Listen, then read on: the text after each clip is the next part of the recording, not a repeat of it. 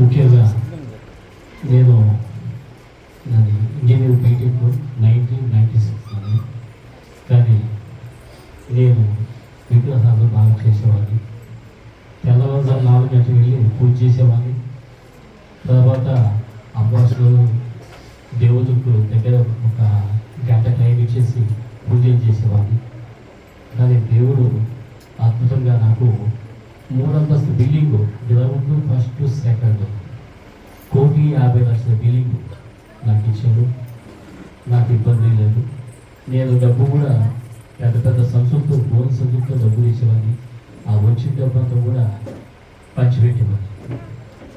Building contract చేసుకొని బాగా develop చేసి నాకే ఇబ్బంది లేదు. నేను 3 అంతస్తు బిల్డింగ్ కట్టాను. నా దగ్గర డబ్బు ఉంది. ఎవరికి భయపడాల్సిన అవసరం లేదని చెప్పేసి పూజలు ఎక్కువ చేయడం మొదలుపెట్టాను. పూజలు ఎక్కువ చేస్తున్నా కానీ మనశ్శాంతి లేకుండా ఉండిపోయాను. డబ్బు ఏది వస్తుంది, జనాభా వచ్చి 5,000, 10,000, 30,000 అలా పట్టుకెళ్ళిపోయేవాళ్ళు. తీసుకొని వెళ్ళిపోయి మళ్ళీ వచ్చేవాళ్ళు కాదు. కానీ దేవుడితో నేను నిబంధన చేయలేదు. వేసుకోబట్టే ద్వేషించేవాడిని. ఈయన మాలమాదిగా దేవుడు, మన దేవుడు కాదు అని చెప్పేసి వ్యతిరేకంగా చర్చికి వచ్చిన వాళ్ళని కూడా నేనే బయటికి పంపించేవాడిని. మన దేవుడు చాలా గొప్పవాడు. మన దేవతలు 101 దేవతలు, ఆయన ఒక్కడు, ఆయన ఏమీ చేయలేడు. మనకు 101 దేవతలు ఉన్నారు కాబట్టి ఎవరొక్కరు సహాయం చేస్తారు. కాబట్టి మనము మేకలు కోయడం కానీ, పొట్టేలు కోయడం కానీ, గోధుమ కోసం బలిదానం చేస్తే మనకు పాపాలన్నీ పోతాయి. అలాగనే ఒక 50,000, 1,00,000 రూపాయలు తీసుకెళ్ళి మన డబ్బు ఉంటే కొండకి వెంకటేశ్వర స్వామి గుడికి వెళ్ళి అక్కడ ఉండి వేస్తే మన పాపాలు అన్నీ పోతాయి. కానీ మనం మాత్రం బ్రహ్మాండంగా డబ్బు సంపాదిస్తామని చెప్పేసి ఆ యువలో నేను ప్రతి విషయం కూడా ముందుకెళ్తున్నాను. కానీ దేవుడు యేసు నాకు అసలు థాటే లేదు. ఆయన దేవుడు కాదు, ఆయన ఒక ప్రవక్త, ఒక మనిషి కాబట్టి అతనితో మనము దేవుడని చెప్పకూడదు. ఆయన ఒక మనిషి కాబట్టి ఆయన వదిలేసాం. కానీ నేను పూజలు బాగా చేసేవాడిని, డబ్బు బాగా వచ్చేది. సంవత్సరానికి ఒకసారి నేను డబ్బు తీసుకెళ్ళిపోయి ప్రతి ఒక్క మా పల్లెటూరు మహానంది ప్రదేశం ఒక చీర ఇచ్చేసి 5 రూపాయలు డబ్బులు ఇచ్చేసి అలా పంచుకుంటూ వచ్చేవాడిని. కానీ ఎవరు నా డబ్బంతా ఎవరు దేవుడు ఇచ్చారు కదా అని చెప్పేసి నేను విచ్చలవిడిగా డబ్బంతా ఖర్చు పెట్టేసేవాడిని. కానీ నా బిల్డింగ్ మాత్రం బ్రహ్మాండంగా 2+ అంటే బయట ఏం చేయలేదు. కానీ నా బిల్డింగ్ లోపల చాలా బాగా చేసుకున్నా. నేనే ప్లానింగ్, నేను ప్లాన్లు, డిజైన్లు, ఎస్టిమేట్ బాగా చేసేవాడిని. కానీ మా ఇంటికి ఎవరిని రానిచ్చేవాడిని కాదు. ఎందుకంటే లోపల చాలా అందంగా ఉంటుంది. చూస్తే బాధ అయిపోతుంది. వీళ్ళు బాగా డబ్బా తీసుకొచ్చేసి పెట్టుబడి పెట్టారు కదా అని చెప్పేసి ఈజీ అయిపోతుంది అని చెప్పేసి నేను కూడా తీసుకోవడం మానేశాను. కానీ ముఖ్యంగా ఏంటంటే నేను డబ్బులు చూసిన తప్పనించి దేవుడిని మాత్రం చూడలేదు. ఎందుకంటే డబ్బులు మాత్రం పంపించేవాడిని ఎక్కడికి, దేవస్థానం పంపించేవాడిని. ఇది నెలకు ఒకసారి ఒక 5,000, 10,000 ఎవరు తెలుపుతుంటే ఇది ఉండి లేమని చెప్పేవాడు. వాడేం చేసాడు, జోలు చేసుకునేవాడు. ఉండి లేదు. కానీ నాకెందుకు నేను దేవుడికి ఇచ్చానని చెప్పేసి డబ్బంతా ఖర్చు పెట్టాను. కానీ ఏమీ ఉపయోగం లేదు. నేను బిల్డింగ్ కట్టాను, ప్రమాణం ఉంది. ఆ బిల్డింగ్ పైన కూర్చొని పండుకొని, పైన 3 అంతస్తు బిల్డింగ్ ఉండేది, 2+ పైన కూర్చొని షాప్ మీద పండుకొని ఇంత బిల్డింగ్ కట్టాను నేను. నా ప్రాణమా, తినుము, తాగుము, సుఖించుము, నీకు ఇబ్బంది లేదని చెప్పేసి నేను అనుకునేవాడిని. అప్పుడప్పుడు షాప్ మీద పండుకొని. కానీ ఉండిపోతే దిగజారిపోవడం లేదు, బాగానే డెవలప్ అయింది. మా అమ్మాయి 2015లో మా అమ్మాయి పెద్ద మనిషి అయితే ఒక 150 మంది తెచ్చాను. వాళ్ళు మొత్తం వచ్చేసి వాళ్ళు దేవుడు పూజ చేసి ఘనంగా ప్రమాణం చేశారు. కానీ నాకు అప్పటి నుంచి స్టార్ట్ అయింది. ఇంత చేస్తున్నా కానీ మనకు ఉపయోగం లేదు. కానీ మా మిస్సెస్కి కనకదుర్గమ్మ పూనకం వచ్చేది. ఎక్కడ గుడికి వెళ్ళినప్పుడు దిగున్నా కదా అని పాట వస్తే ఈవిడ నా బండి దగ్గర నుంచి దిగిపోయేది.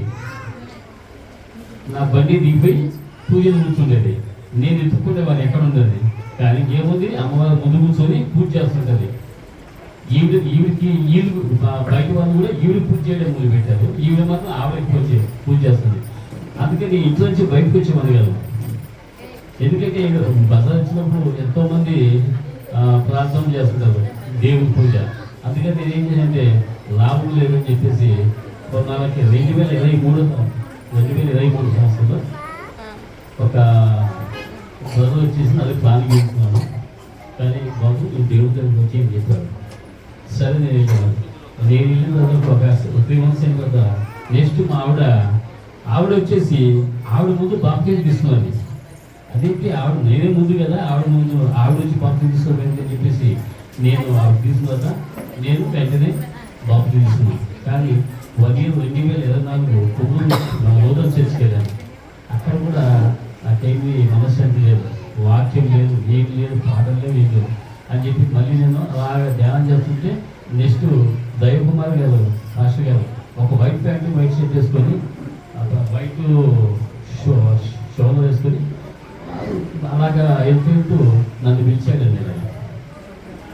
నాకు దైవకుమార్ గారు దగ్గర 35 సంవత్సరాల నుంచి పరిచయం. నాకు పిలిస్తే ఏంటి పిలుస్తున్నా అని చెప్పి దగ్గరికి వెళ్ళాను.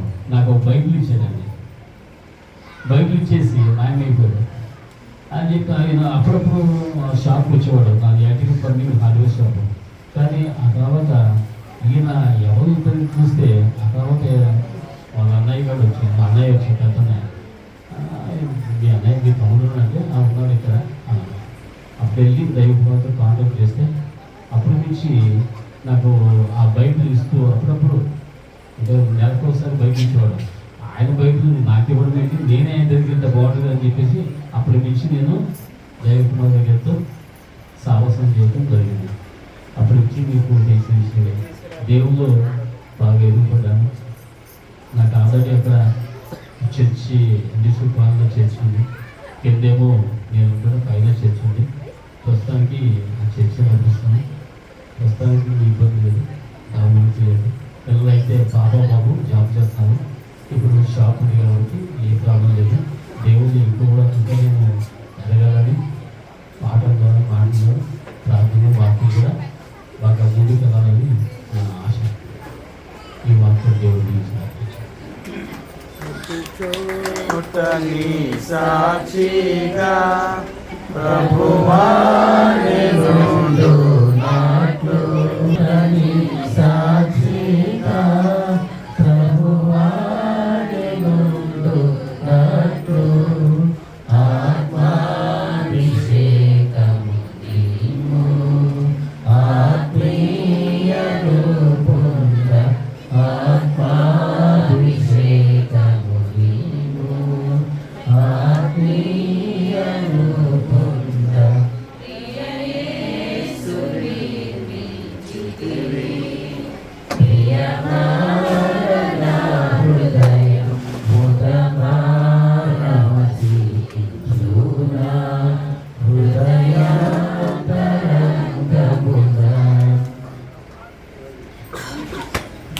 చాలా మంచి సాక్ష్యం వినిపించారు. ఎంచేతంటే ఒక